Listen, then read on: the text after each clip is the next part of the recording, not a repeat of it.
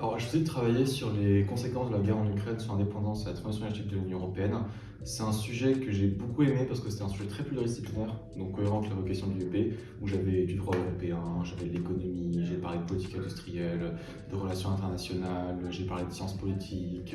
Je suis même allé au-delà du cadre stricto sensu de l'UEP en parlant de sciences dures, et j'ai trouvé que effectivement c'était très stimulant intellectuellement pour travailler sur toutes ces thématiques à la fois grâce aux mémoires. Alors moi j'ai choisi de m'intéresser à la mise à l'agenda de la question ouïghour à Bruxelles. Donc mon idée c'était vraiment de rencontrer différents acteurs, des coalitions d'intérêt, des ONG, des députés qui étaient engagés sur comment construire un problème public ouïghour au niveau européen. Et donc c'était vraiment un travail très intéressant et enrichissant parce que j'ai pu découvrir beaucoup d'acteurs, mais aussi travailler sur des directives européennes comme le devoir de vigilance ou des accords comme celui avec l'Union européenne et la Chine. Donc le sujet que j'avais choisi, c'était le partenariat UE-Géorgie et en particulier l'assistance technique européenne pour exporter l'acquis communautaire en Géorgie, plus précisément l'acquis communautaire en matière de droit du travail, donc à travers une mission de jumelage institutionnel qui a consisté en l'envoi de fonctionnaires européens en Géorgie. Du coup, je me suis intéressé au plan REPowerEU et notamment à ce plan comme accélérateur des politiques européennes sur les questions des énergies renouvelables et leur impact dans le domaine des transports, dans la transition du domaine des transports.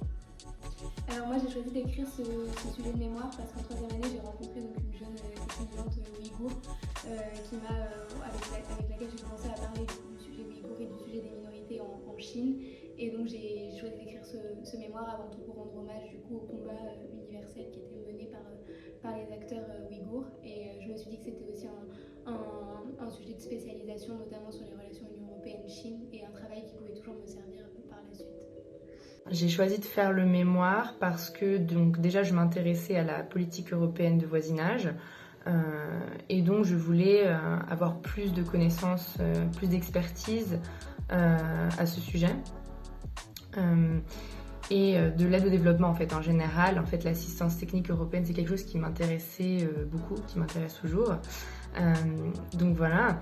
Et il y avait aussi la perspective gagnée, je pense, en méthodologie aussi, en manière de travailler, ce que j'ai quand même bien développé pendant la réalisation de mon mémoire.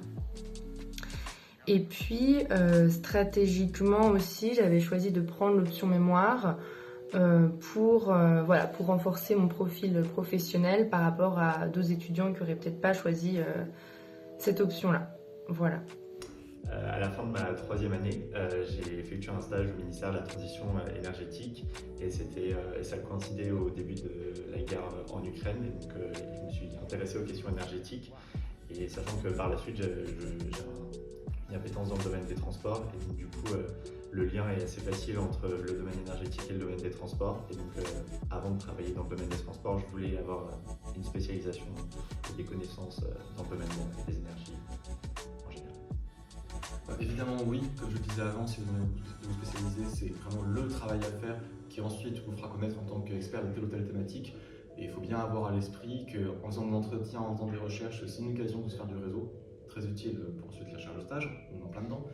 Également, il faut aussi avoir en tête qu'il y a plein de sujets possibles. Moi, j'ai travaillé sur l'énergie, mais j'ai des amis qui ont travaillé sur la Géorgie, sur des pays candidats à l'UE, sur telle ou telle thématique de relations internationales. Donc c'est vraiment un panel de sujets très large.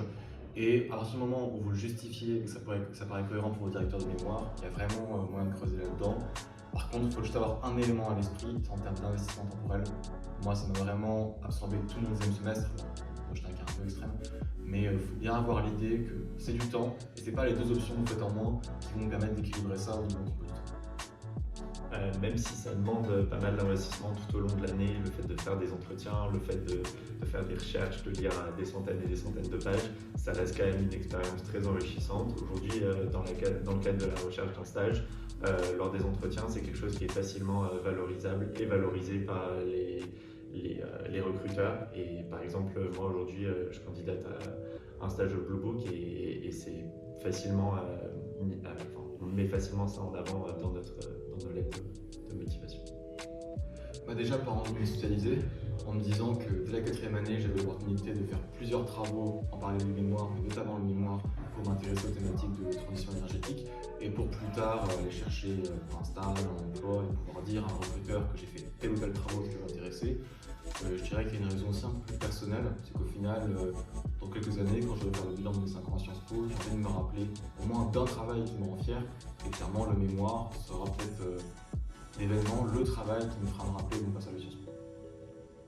Oui, je recommande grandement de faire un mémoire parce que ça m'a permis de rencontrer aujourd'hui un grand réseau d'acteurs européens ou d'ONG qui travaillent sur ce sujet. Ça m'a même permis d'avoir un stage avec un député belge qui était engagé pour la reconnaissance du génocide ouïghour au premier semestre de mon année de césure. Et puis j'ai même pu avoir un prix pour mon mémoire, donc c'est aussi quelque chose qui peut être reconnu par Sciences Po. Si la personne se considère motivée, qu'elle aime étudier, surtout qu'elle aime travailler, qu'elle est prête du coup à faire certains sacrifices en donnant plus que d'autres élèves, surtout que la personne aime beaucoup le sujet qu'elle a choisi, parce que ça c'est quand même vraiment important, sinon on peut vite être démotivé en fait.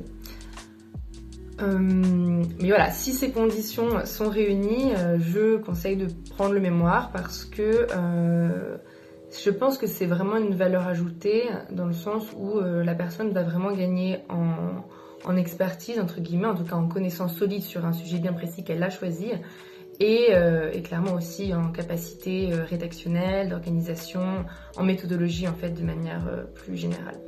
Pour l'anecdote, moi je suis en césure maintenant en Géorgie et en fait, si j'ai été prise là où je suis, je pense que c'est en grande partie parce que j'ai fait le mémoire en 4e année. Voilà.